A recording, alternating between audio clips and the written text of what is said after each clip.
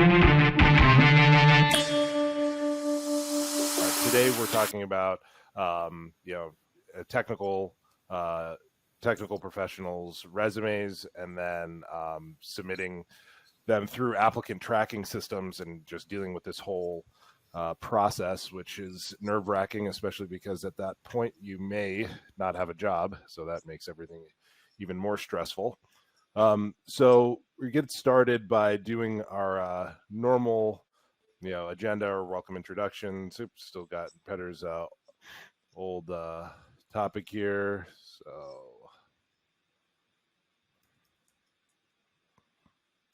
let's review your CV. All right, so then after that, we'll get into some community questions. What can we do to get it 1% better by next week? Any asks and gets, design tips, resources, and then what's next.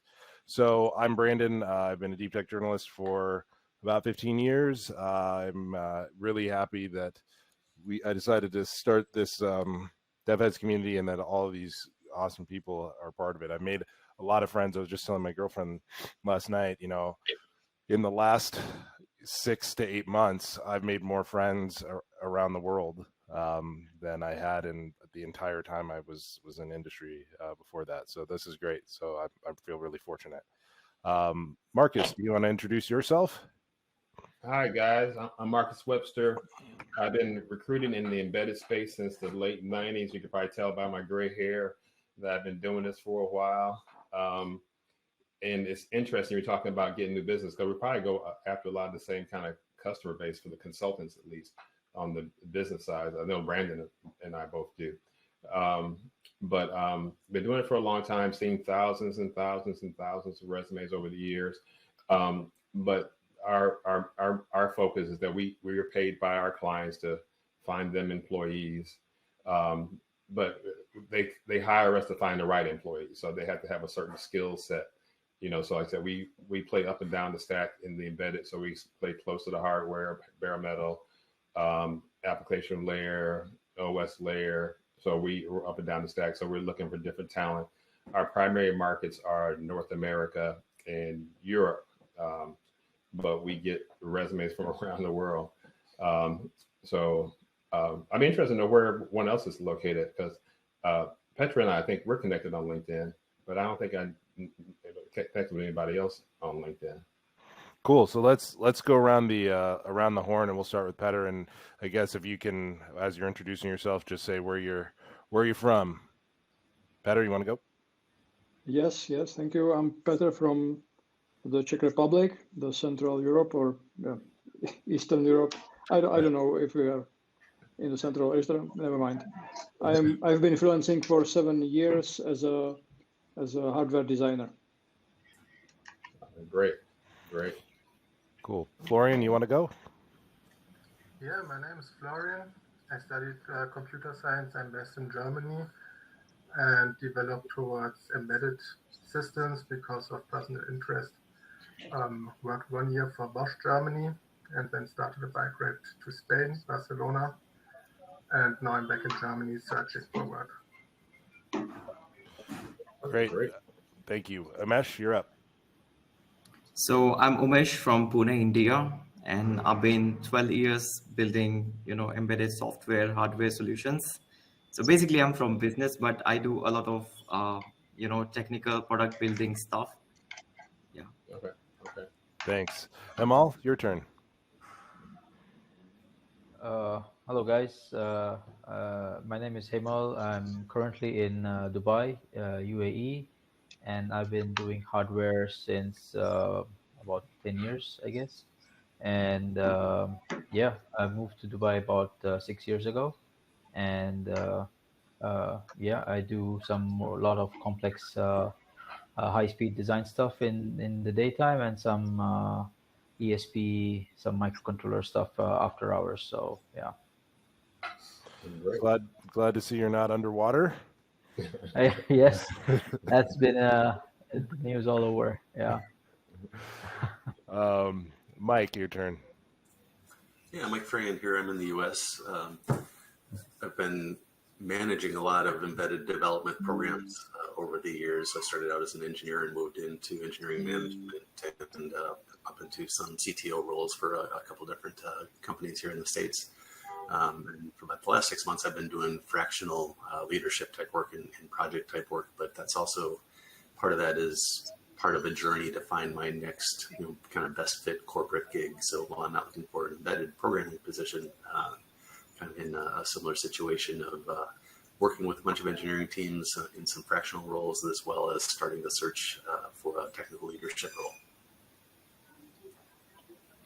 Great. Awesome. Navadeep, you want to say hi? Hey, hi everyone. I'm an electronic designer from Bangalore. I work on RF radio communication system. Very good. You shaved. Oh, Okay, and then if you're on LinkedIn in the live stream, or you're not on camera on the stage here, go ahead and say hi in a chat. Let us know who you are, where you're from, what your hobbies are, what you're interested in, what your professional skill set is, et cetera, et cetera, et cetera. And we will get to know you better. Okay, so we're through all that. Now let's get into it. So today's topic, you're looking for work. Let's review your CV or resume. Tips for resumes to get results. Marcus just introduced himself, so don't need to do that again. You can find Webster & Webster online at websterandwebster.com, or just email Marcus at websterandwebster.com.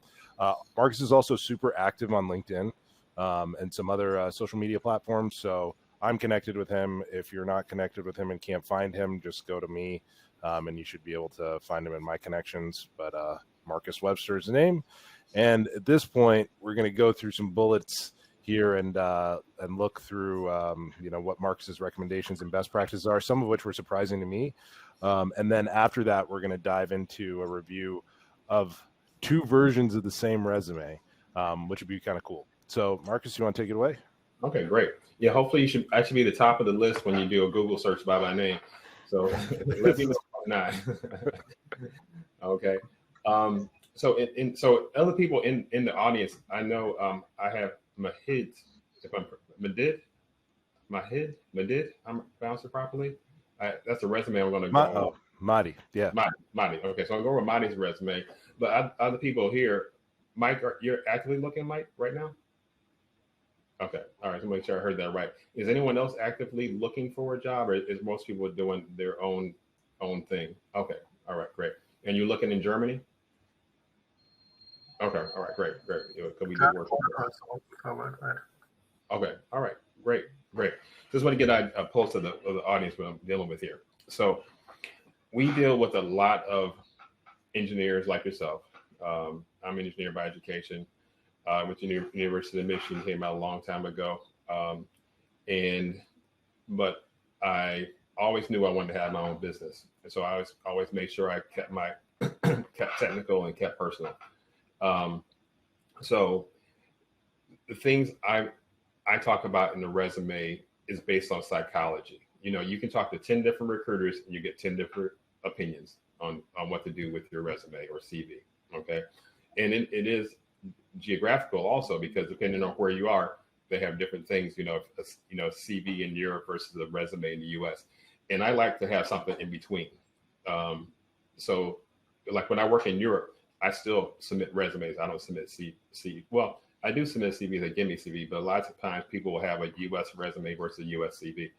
And in the US, I just do primarily resumes. But I want something in the middle that allows you to tell your story. So for me, your resume is your marketing material. And a lot of engineers don't handle it like that. They treat it like a white paper, probably more so than or even I say in coding, because a lot of things you do as an engineer that are instinctual to you to be efficient. You don't want to be efficient in a resume. Okay. You want to repeat things. All right. So I will say, treat your resume like you're applying to college. So I use the example, when I was applied to college, no one had a one-page application, right? Anybody have one-page application? They ask you about your who you are, what your interests are, what you've been active in, on top of your skills, your test scores and your grades. Okay, so they're looking for a whole person. Okay, so for some reason, when you come out of college, they tell you put it on one page because no one cares about who you are as a person. But that's the same rule they use to get you in college. Okay, so I use the same psychology because it's the same, because people hire people and people want to have those personal connections. And a lot of times your first interview is a cultural interview. So they want to know who you are before you get a chance to do a technical test. So sometimes they start with a test, but sometimes they start with a personal cultural thing. So I always want people to tell their story. Okay, let people know who they are as a well-rounded person. Okay, people like hiring well-rounded people. I had somebody yesterday in an interview who didn't move on from the first interview because he said it's not cultural fit. Okay, so it's super important that you let people understand who you are and what your value proposition is by presenting your resume. Look at it as marketing material, not just some lines of code that you want to put out there and impress people with. Okay. The other thing is that the thing you have to do when telling your story, you have to make yourself stand out and to be different.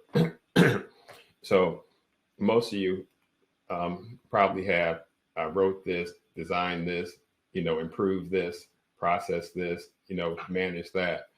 But all your competitors who are competing for the same job say the same thing. Okay. So how do you make yourself stand out is the thing that we help people do with their resumes. I've had people come to me who've been looking for a job for months, and we do a few tweaks and they get a job because we just reframe their resume for them. Okay. I can't guarantee that for everybody, but it's happened enough times that, I'm pretty confident that our resume format works. Okay. And I'll talk about that a little bit more in the resume part. Okay. And one thing, I always ask people to send me their resume in Word format because without fail, I always find some kind of spelling error or grammar error. Okay. I get people who spell their own company name wrong. And depending on who the hiring manager, and Mike, you can back me up on this maybe. If you send in stuff that looks, you're supposed to be an engineer and you're not paying attention to detail on what you put on your resume, and you got a ton of resumes to go through, that's easy to weed somebody out right away. What are your thoughts on that, Mike? Yeah, I agree. I think, I have to say the game has changed a lot in the last few years. You have to realize that very likely, your resume is one in a stack of maybe 100 or more that somebody's going through. And when I was in that situation, I would really, literally you're spending 10, 15 seconds on a resume often in a first pass. So anything that detracts there is very quickly puts you in the wrong pile. Yeah. And I'm glad you said that too, because people don't read resumes; they skim resumes, and they're looking for what they're looking for, whatever that may be. Okay, so you got to make it. You have to make it attractive to the eye, and that's why the psychology is important. So in the first line on the resume, it says your resume should be readable top to bottom, nothing fancy, no pictures. I know that's not the same for CVs in Europe. They typically want to know everything about you. I don't even know how many kids you have and that kind of stuff, but somebody else evidently does. And they want a picture of you in Europe. Okay. In the States, and one of the reasons I say no pictures is because sometimes, depending on ATS, the ATS will spit out your resume if it doesn't take those objects. Okay.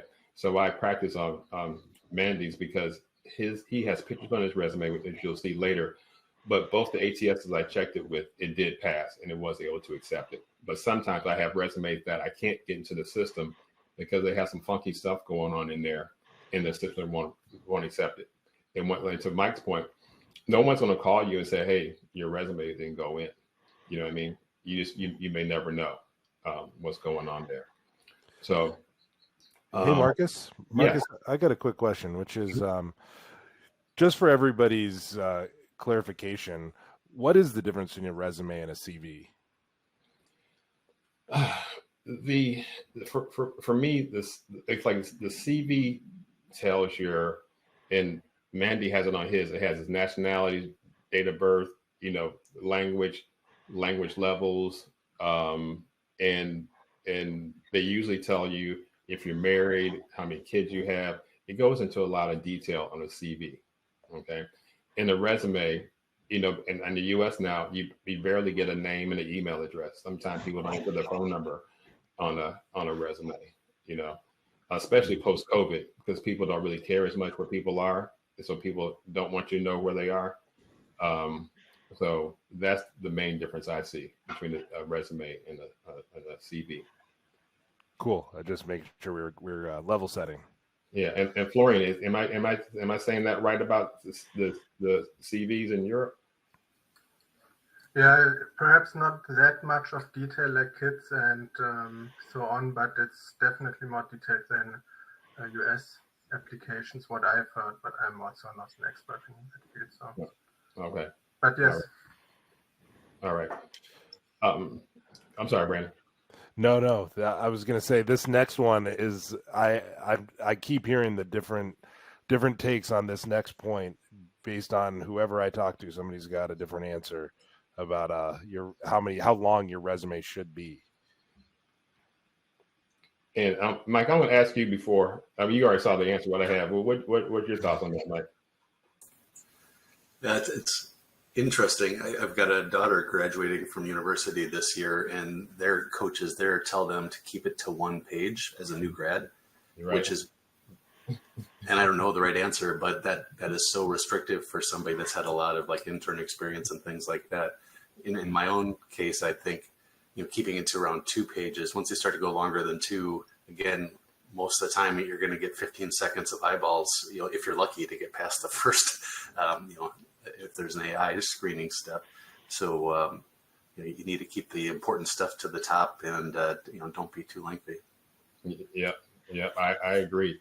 I would say don't believe the one-page lie, because everyone tells you. And to tell you the funny way I found out, you see the gray. So when I was looking for a job after I sold my first company, everyone told me you have a one-pager. But as soon as I gave the resume to somebody, the first thing they did was flip it over.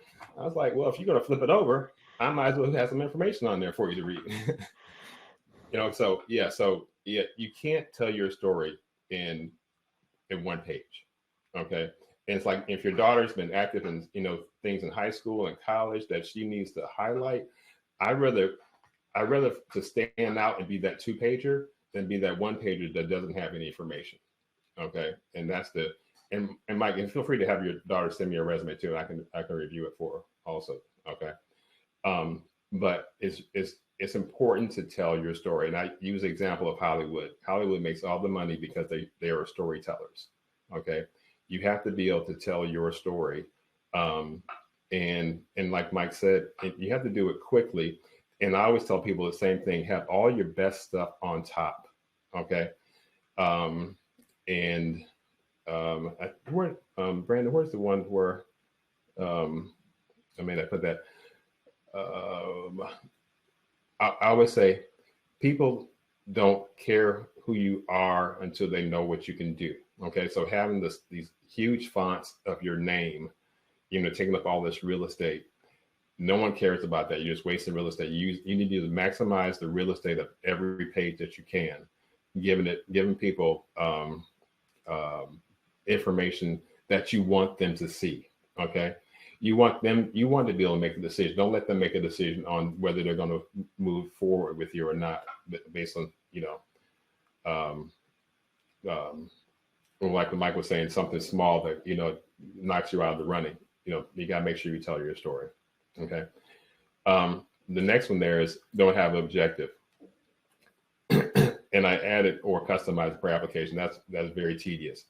But the reason I tell people not to have an objective on their resume is because that it can pigeonhole you. Okay. And to Mike's point again, though, if you're skimming a resume and somebody says, I want to do software engineering as a hardware engineer job, it's an extreme example. It's like, oh, they want to be a software engineer. Pass. You have to go any further. Okay. So if you go, otherwise you need to customize it per job, or just have all the best stuff on top, saying, what you can do. And that typically and let me just run down how I try to have people go down their resume. I want people to have a some kind of summary, and Mandy actually has a good summary on his resume. Some kind of professional achievements, showing what kind of things you've done, and then your technical skills. Since we're all technical here, have your technical skills up front, okay?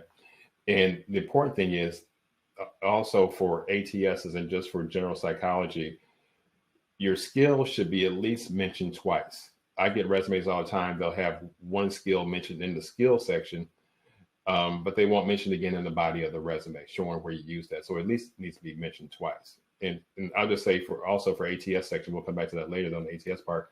But the way the algorithm works is that it looks for not just the keywords that you expected to do, but it looks for clusters of keywords and repetition. So if you are doing FPGA, and you mentioned FPGA once in your resume, but your competition mentioned this 4 times in their resume, they're going to get a higher score than you on the ATS.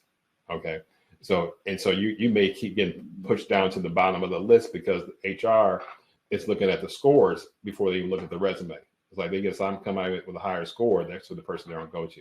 So they may not even get to you just by the mere fact of how many keywords you have in your resume. Okay. Now, like Mike's daughter, if she fortunately she has internships. So I have here list projects in lieu of experience. But a lot of times people don't get internships. But definitely make sure any of your friends and family while they're in school, make sure they get an internship. It's so important to have that information. That experience on your resume, because it makes a difference to a hiring manager that you've been in a professional environment. However, if you don't have any work experience, put your projects on there so they can at least see you've been doing something in a particular area. If you're doing, a Bluetooth project, a Yocto project, a Arduino project, or something like that, let them know that you've done those kind of things before, because if you don't tell them, they won't know. Okay. So you have to put those projects in there. The next thing, don't list Microsoft Word as a skill. Okay. To me, it's like saying, you speak your native tongue on your resume. So you're in the US, you don't put I speak English. You know what I mean? And also don't put references available upon request, because everybody knows your references are available if you ask for those kind of things. If you ask for it, if they ask you for it, you'll give it to them. Okay.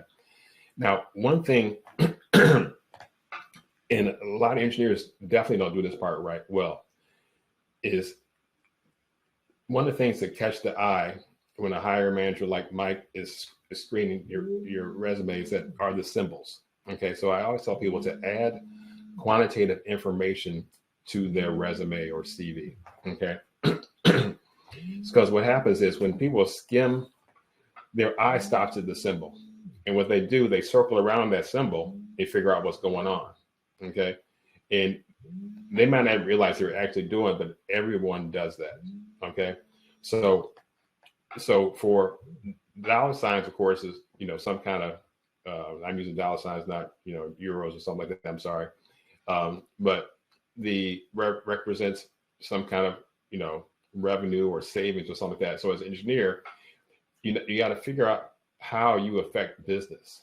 Okay, and if you don't have a direct number that you can associate it with, think about like if you let's say you designed a product, and that product made $100 million for the company, put that in your resume. All right. That's something that can show how you impacted the business. All right. Same thing for percentage signs. Percentage sign can mean growth or efficiencies. Okay. So if you made a new process that, that like I said, created some revenue or it created some efficiencies, put in there, my application, decrease the time of build by 50%. You know what I mean? Those kind of things you want to put in there. Now, the pound sign or hashtag, whatever you want to call it, is I use that for ranking. Okay, so we place sales, marketing, engineering, and product management people. Okay, so depending on the audience, it's different for different people. So if a salesperson, I'll ask them like where they rank amongst their peers. Okay, but the same thing holds true in the engineering environment. You know who the top dog is. In there, so you can estimate like I'm in the top 5 engineers in production or whatever it is, but you want to let people know where you are and how you rank amongst your peers within that environment. Okay, I'm talking real fast. Let me take a breather here. Does anybody have any questions or comments or concerns, or they think what I'm saying is crazy? We're arguing in the chat right now. But we'll make sure that there's time at the end, Marcus, so that we can just go through and answer everything collectively. Okay, great. Okay.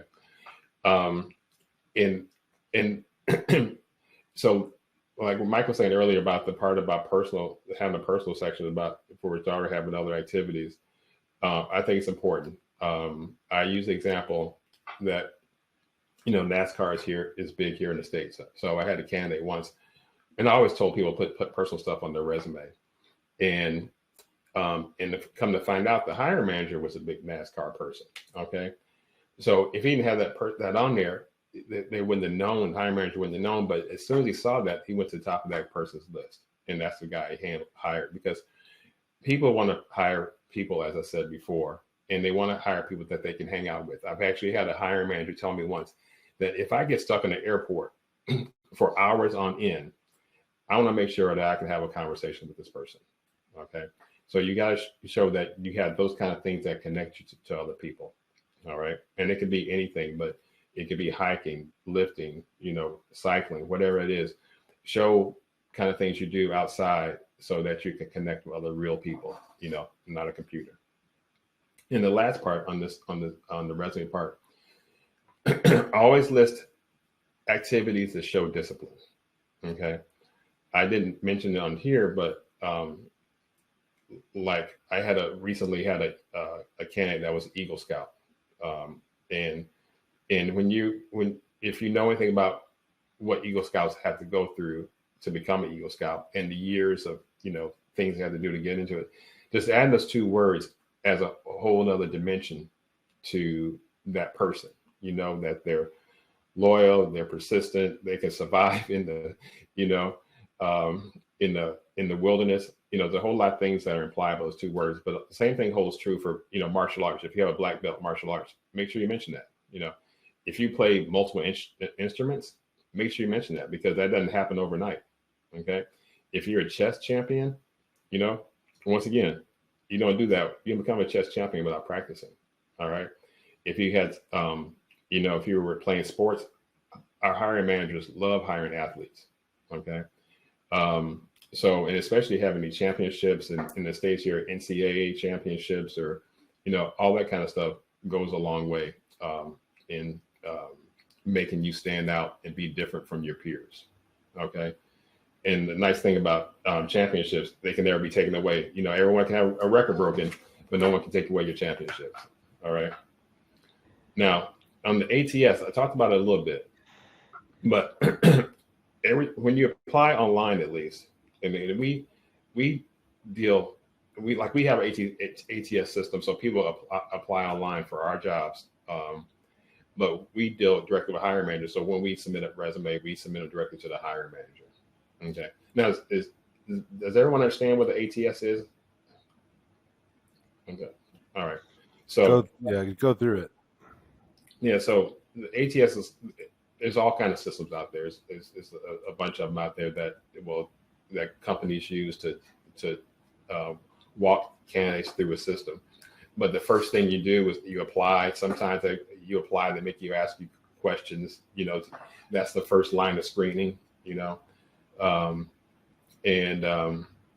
you have to get through those. But once it goes in, like I said, sometimes if you have a easy PDF with no images or anything like that, that you want to make sure it's easy to accept that, to do the encoding, intake.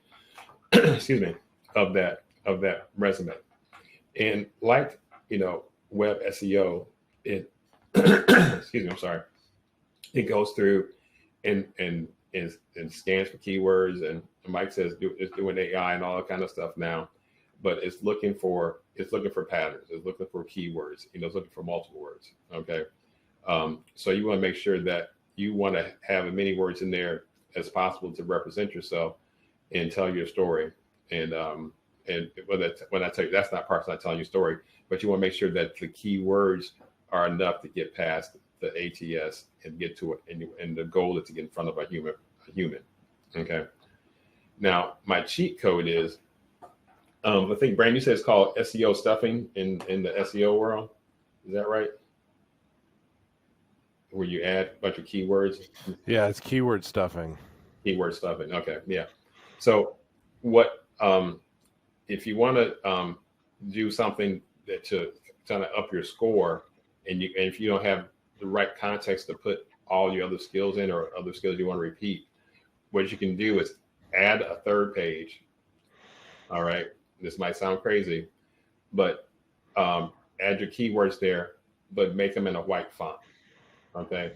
So it's naked to the visible eye. So it's not additional information for the person to read, but when it gets taken into when it's imported into the ATS system, it will add that skill to your resume in the ATS. Because when it pulls it in, not only just pulls in your name, the resume, and that kind of stuff, it'll pull out your education, your tenure at jobs, and then pull in your skills, and they'll list those skills within the system.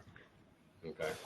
That was something I'd never thought of. And again, I was applying to jobs back when there was still phones rang before you got online. But in the margin, just dropping white keywords or white colored keywords is an interesting take. And in closing, it's all about telling your story that you want to be heard and want to be seen, and to be recognized and to stand out. I recommend that sometimes engineers to go on LinkedIn and look at somebody else that's doing what you're doing. Okay. If you're saying all the same thing that person's saying, you have to do something different to make yourself stand out. Okay. So tell your story on paper and be prepared to repeat that story in an interview. And that's interviews or prep is a whole nother thing.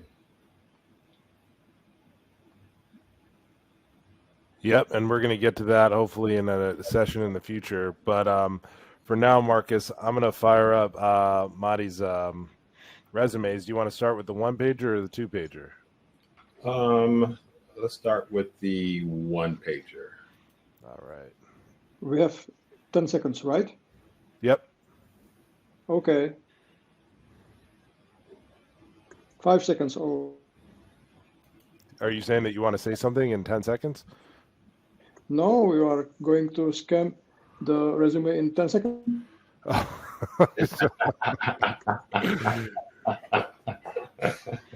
You said it. Yeah. No, he was saying that if you put it through an ATS, through an applicant tracking system. Here we go. We're just going to go over it in general with no robots. Okay. So can everybody see? All right. Is Mandy on here? So, Mandy's here. Yeah, he's in the chat. Okay. All right. Great. So this is as you can see, this is a CV format. Okay. And actually, I like his resume. The only thing I would do differently is take off the borders because it's unnecessary. And it's like I said, I want stuff to go straight down. So imagine when you were all looking at it, you had to turn your head to the side and see what's written on the side. Okay. So that's unnecessary. I would take that part out. Like I said, because he's in Europe, it's a CV, but he has a good summary. Okay. But what I would do next, though, if you can scroll all the way down, Brandon, I would move his skills up to the top. Okay, because if you're skimming, you might not even get down to the skills if you don't see what you want to see at the top.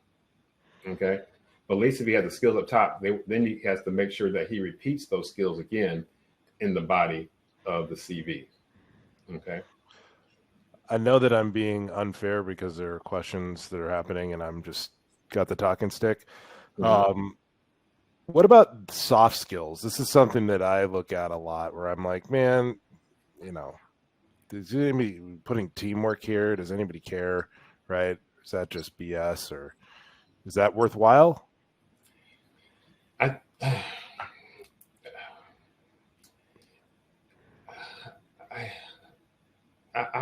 don't think so, because you need to speak to in an interview, and it comes out in your personality.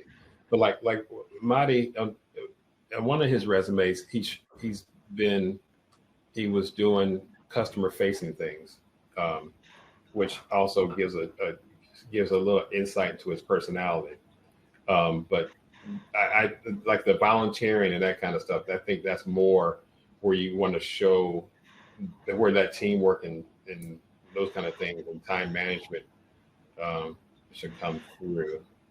Yeah, and one of the reasons that this becomes a question is, you know, one of the things that Navdeep and I are arguing about in the chat is, you know, the 1 page versus 2 page thing, right? If you're limited to 1 page, you know, for me, when I've always heard that, you know, put everything on there or put 1 page. If I'm shooting for 1 page, this is a lot of real estate, right? It's 3 lines here that I personally am like, I've got, of course, you know, I've been in the industry for a while now, but I've got enough experience that I could fill that with probably something else, right? Right, exactly. You got to maximize your real estate with things that are important. And going back to what Mike said, you got to have all the important stuff up front. And then once you have all the important stuff up front, that gives them reason to go down further in the resume and see if they want to talk to you or not, or move on. What about these achievements and certifications here? Would you bump that up? I usually like having the certification stuff below the education. But it's different for IT, I think, maybe than engineering, because most people don't have any particular certification in engineering. So I don't look at it. I never have a hiring manager call me and say, hey, I need somebody who's certified in this. You know what I mean? So that's just the world I play in. So it's not as important to me, but it may be important to somebody else. So great. You want to jump over to the 2-pager? Sure. This is like dangerous, Marty. So the thing is, with this one, I would switch the picture, Marty, to the other one and put that in this resume. All right. Because you always want to, you know, because you don't want people to make assumptions. So like Brandon said, this is a dangerous Marty. Okay. You want people to make positive statements about you when they see your resume. You don't want to leave anything up for chance. Okay. Like I said, when I was saying before, when I say I want you to tell the story you want them to hear, okay, the professional picture in the other picture is a story you want them to hear. Okay. This picture, you're not sure what kind of response you're going to get depending on who sees it. Okay. All right. And once again, good job with the summary. Like I said, I would have the technical skills up front. Now, the thing before I mentioned that he does not have any symbols. Okay. He has a bunch of acronyms. But if he can add some kind of symbols in his CV to show how he made an impact on the company would be very helpful. Okay. I'm not sure what he can do there as a RAND engineer, but I'm sure he can come up with something that shows that he improved something. Things were better because he was there, and try to represent that in some kind of quantitative way. Okay. And this is the one where he has a sales manager on here. Okay. So the pool of engineers with a personality is a very shallow pool. Okay. So if you have customer facing skills, because I get people all the time who they'll send me a resume, but they won't put the job they had at McDonald's on their resume because they think it's not relevant. Okay. My thing is that if you can work at McDonald's or you can work at doing at a restaurant, you know, you can work in any kind of professional environment dealing with people. Okay, you're probably dealing with the worst kind of people when you're doing retail, you know, that are rude and curse you out and that kind of stuff. If you can handle that, you can definitely handle working with people in a professional environment. So I always tell people, if it's a job being a busboy in a restaurant, put that on there so they know that you have some kind of customer facing experience. Okay. And scroll down some more.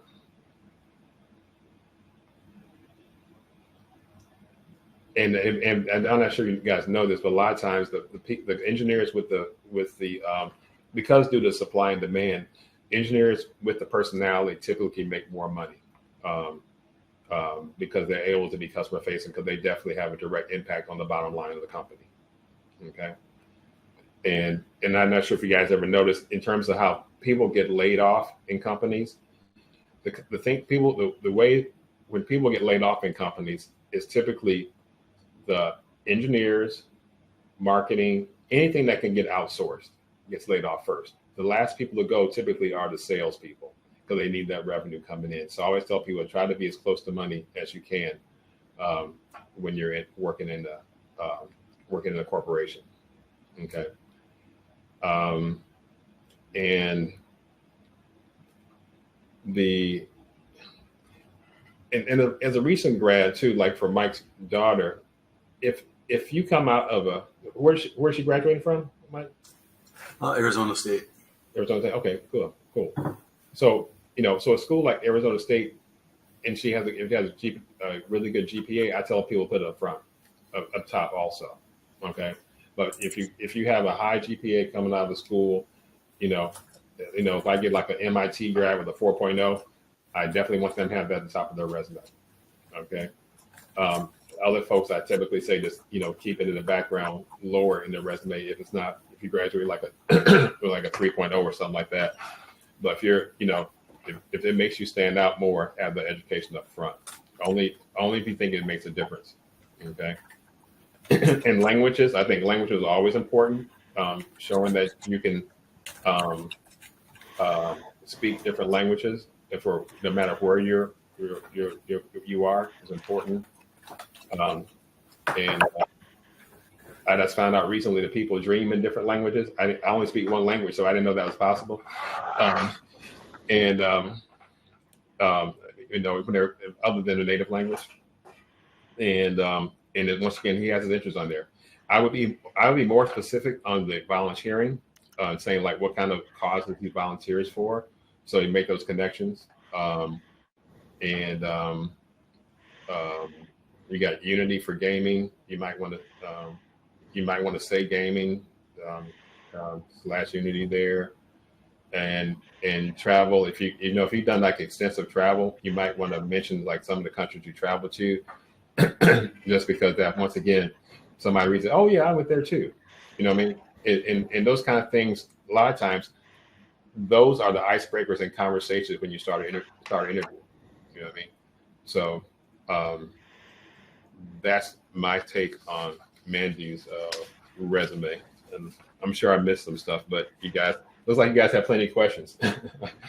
So, yep. So I'm gonna stop the share here, and for those of you who wanted to see if Marcus could review, we're out of time for today. We can't go and review anymore. Sorry. But you got Marcus's contact information. Feel free to reach out on the Webster and Webster website. Marcus, is there a place to upload? I think there is a place to upload resumes there, right? Yeah, on our send it directly to me. Like, otherwise, you get batched in with everybody else. Okay, we get people flying all day long. You get VIP. So actually, I'll pull Marcus's email here and drop it into the chat. And let's go through some questions while I do that. So anybody in the room here have hands raised while I go through the chat? Anybody have a question they just want to ask Marcus straight out? Hey, Marcus, can you talk just a little bit about what you see right now as the state of the industry in terms of? Yeah. Um, it's weird right now, but people are laying off, but people are still hiring. Okay. Everybody's always hiring. They may not say they are, but they always are. Okay. And what that means is that they will hire the right person. So like last year, a lot of our placements were for with companies who didn't have an opening. Okay. We presented them the right talent and they hired that person. Okay. And I think I had like 3 people in the last couple of weeks that got interviews for with companies who didn't have any openings. Does that answer your question, Mike? One of the things I think is really frustrating these days because of all of the online application opportunities is that, number one, I've heard a lot of conspiracy theories, I guess, about companies posting jobs just so that they can fill their pipeline, right? They're fake jobs, right? They're not there, or there's very little intention of hiring anybody actually for that position. They just want to collect a pipeline of resumes so that in the future, when things do come up, they already have been able to sort through this. Is that a real thing, Marcus, or is that a urban legend? Yeah. No, they do. They fill their their pipeline, and sometimes they're just doing it to get ahead of it. They know they're going to do a hiring run in the near future, so they will post it now so they can get ahead of it, have the people ready to go. But also, you have to remember that every RIF you hear about isn't just because of cost saving. People, large corporations will lay off people to hide that they're trying to get rid of other people. They might try to get rid of low performers, or ageism is real, so they try to lay off people who are long in the tooth in the industry, and then they'll bring back the people they want to bring back. And that's the stuff you don't hear about in terms of who they bring back. But let's do a mass layoff, and that way you don't have to worry about getting sued for any kind of EEOC type of violation. Just do it in mass and just bring back what you want. I've heard, Navdeep has a question follow up to that sort of, but really quickly, I've heard that Amazon does some crazy, like they do these evaluations where essentially every year they eliminate like 20%, like the bottom 20% of their pool and rehire. And so it's like the definition of a meritocracy, I guess, right? You're continuously upgrading your entire workforce by getting rid of the chaff. Is that something that is happening in industry to your knowledge? Forever. Oracle's like famous for it. Oracle every year gets rid of, I think, the bottom 10% of performers, something like that. It may be every 6 months. I can't remember. But yeah, a lot of companies will do that, and but that's part of business. It's just like upgrading your computer. I mean, you do what you need to do to stay at peak performance, so you upgrade. But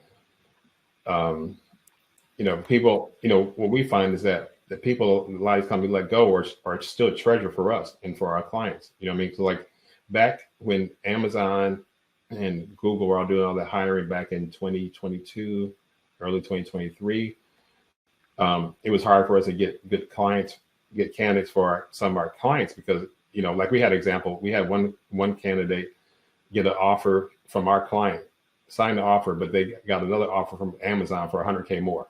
So we couldn't be mad at them. You had to take that job. But now there's a little bit level playing field in terms of able to get candidates in various markets and with smaller companies. And I think a lot of candidates spend a lot of time applying for these large companies and not enough networking and not looking at these small companies where you can really make a big impact. So I would make sure you look at these smaller companies, smaller players, and go there instead of just trying to be with a Google or Apple or one of the famed companies. One of the questions here that I'm sort of surmising from some of this discussion is that over time, your resume is going to change, right? So clearly, there are different things that are more, you have better accomplishments, you've had new experiences, but how would you determine what you remove, right? So you, on the one hand, you're saying that you can go above one page, maybe do at least 2 pages, but then you're also saying that real estate is valuable. Should you list everything that is relevant to a particular position, or do you need to keep it tactical? Well, I think I would keep it tactical in terms of what's hot. You know what I mean? So if like I had somebody the other day had Fortran on their resume, I was like, please take that off. Yeah. So it says a whole lot of stuff with one word, right? So, yeah. So I tell everybody, try to update your resume like every 6 months. I know it's hard to do, like when you're head down doing work, but try to update it every 6 months. To stay current on like what your projects are. And the thing is, like, something like you do, like in the kind of passing, could be important skill for somebody like, somebody else, if you're doing some kind of SSL implementation, and you don't mention it on your resume, but you have some security experience. And so in this environment, it's important to have security on your resume of some sort. You know what I mean? It makes you attractive to a larger audience. Especially all this cyber stuff going on right now. So if you touched it a little bit and you can speak to it, I would have it on your resume, at least in the skills section, and try to put it in your body for, just to make it more relevant. And in our environment right now, it's just a convergence of embedded and cloud and edge and IoT. Okay. They're all coming together. Okay. So my thing is that, embedded engineers can always go up the stack. All right. Because they can pick it up. They know how to write efficient code. So if you can show that you have some embedded and cloud, you know what I mean? You put yourself in a different category of people. That's great. There's a question here about some sites or ways or places to go to search for jobs. I guess the obvious one would be to come to you. But other than that, are there places that are a big waste of time that you see, like, Monster or Indeed or anything like that? Should people be looking different places? I would look everywhere you can. But the thing is, you have to talk to real people. Okay. And that's why we are effective, because we talk to real people. I talked to a candidate recently. He applied for over 250 jobs. You know what I mean? And he kept track of every one of those jobs in whatever system. I think he wrote a program for it to keep track of that kind of stuff. I was like, how do you keep track of all that? But just apply where you can, but start with your network on LinkedIn. Start with people who graduated from the same school. I like I said, I went to Michigan, and that same time I was talking about before, when I was looking for a job, I reached out to fellow Michigan alums, and no one told me no, that they wouldn't help me. They all helped. So start with your network, and you can apply, but I would split that time. I wouldn't spend all my time applying, just, submitting your resume into a black hole. Spend half your time, if you're actually doing, like, if you're only looking for a job, if you're looking for a job full time, half your time applying, half your time networking. And networking includes a recruiter. What Navdeep's asking if you have any idea of, you can answer it, if you have any idea of the number of jobs that are dud jobs that people are just fishing to fill their candidate pipelines. How common is it? I'm sorry, I don't quite understand. Sure. So we were talking a little bit ago about companies posting jobs that either weren't available now or weren't available at all, just to fill their candidate pipeline for the future potentially. Do you have any idea how common that is? This is Navdeep. It's common, but like I said, it's people hire people. Okay, so that you should look at applying on job as just one tool in your toolkit. Okay, your engineer. So this is one tool. All right, so you can't live by that alone. You got to talk to other people. Yeah. Oh, Himal, you had your hand raised. Did you want to say something? Yeah, I have a question I would rather ask than type. So that's why. First of all, Marcus, thank you so much for sharing these insights. They're really, really helpful and they're really practical advice. I really appreciate it. Oh, glad to hear that. My question is it, do you think it's reasonable to make different not invoices, resumes for different companies?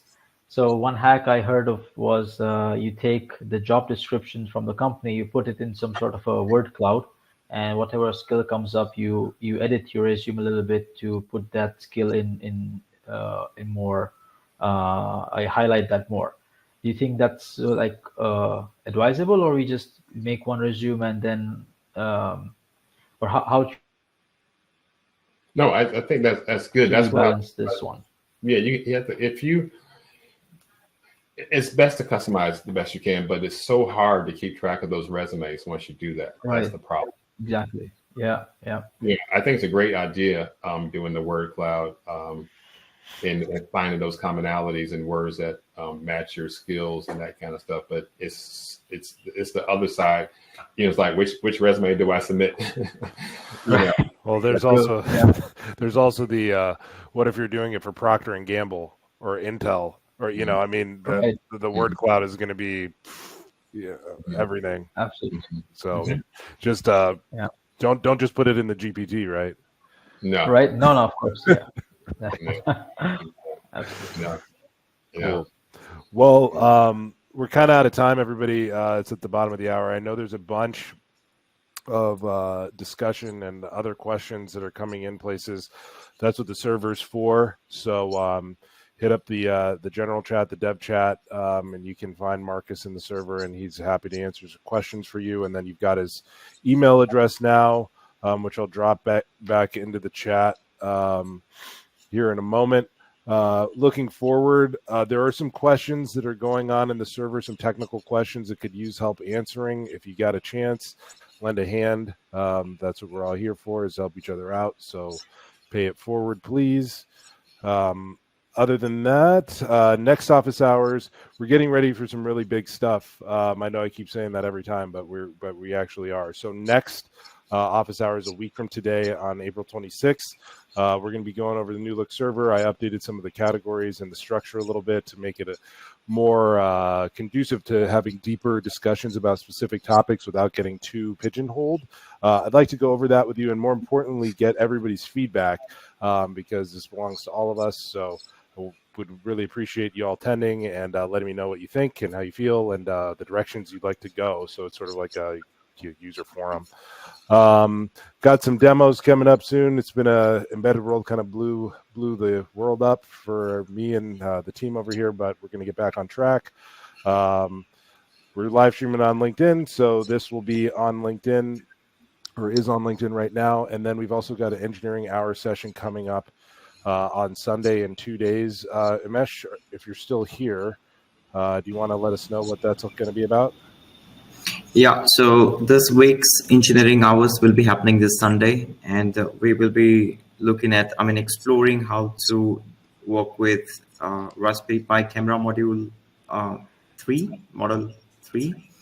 And there are massive changes from the version 2 to version 3. And we will going to talk about how to deal and how to configure and do all the settings on the hardware in order to get it working. So we are not just capturing the images, but we'll capture image, video, and then also we'll do a live stream without using any OpenCV and TensorFlow or something. So it would be amazing how you can quickly set up. And we're going to compare almost like all types of camera modules, Raspberry Pi. So it would give you very in-depth understanding of what are the changes. And I think those people who were at Embedded World, they might have seen that they have now Raspberry Pi has in a pipeline AI cameras coming up, right? So the world is changing very, very fast. And I'm looking forward to see you people who are working with or who would like to work with camera and AI stuff. Thank you. Awesome. It's one of my favorite hours of the week, so check it out. It's 3 p.m., 1500 GMT on Sundays. Anybody have any suggestions on what we can do to get better next week by 1%?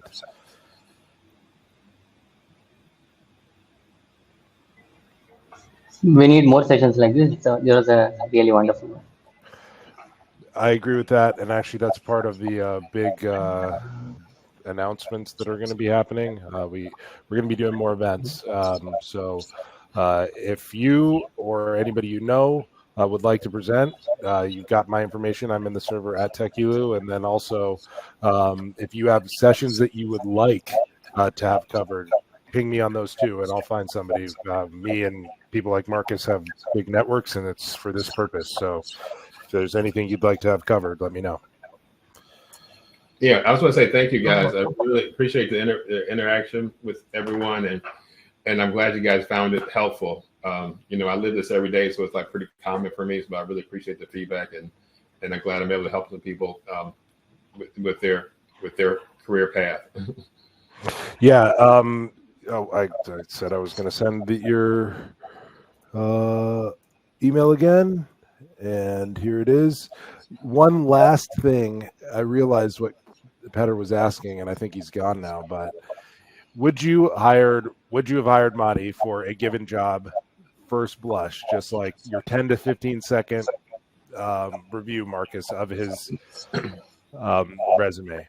Well, I think Mike's a better person for that one, because I skim resumes with my customer in mind.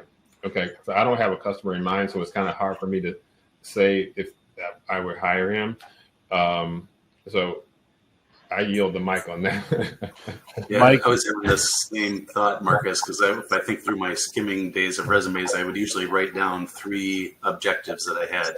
So it might be a certain amount of embedded experience, or a certain kind of communications protocol, or something like that. So I would have 3 things, and I would award 1 point for each of those 3 things as I skim through a resume. So without knowing the match to the position, it's really hard to say. It's definitely a professional looking resume, but I have to know what I'm hiring for. And I think that's one of the reasons why it's worth the effort to be sure that your resume matches the job description well that you're looking for, which is a lot of work for people. It can be a lot to manage, but it's really important to recognize that somebody's looking for probably 2 or 3 key things, and they're not making a hiring decision from your resume. They're just making a decision that they want to take the time to have somebody talk to you to get to that next step. You're right. Right. I agree totally. Perfect. All right. Well, sorry we couldn't give you the answer you wanted. I would put you in the next pile, buddy. I would keep talking to you. So, it's a good resume. I was impressed that the resume you sent was that good. I liked it. Good. All right. Well, thanks everybody. I really appreciate your time. Like I said, we'll be back here on the 26th, next Friday at the same time, 1400 GMT. And I hope you guys all have a good weekend. We'll see you at Engineering Hours on Sunday.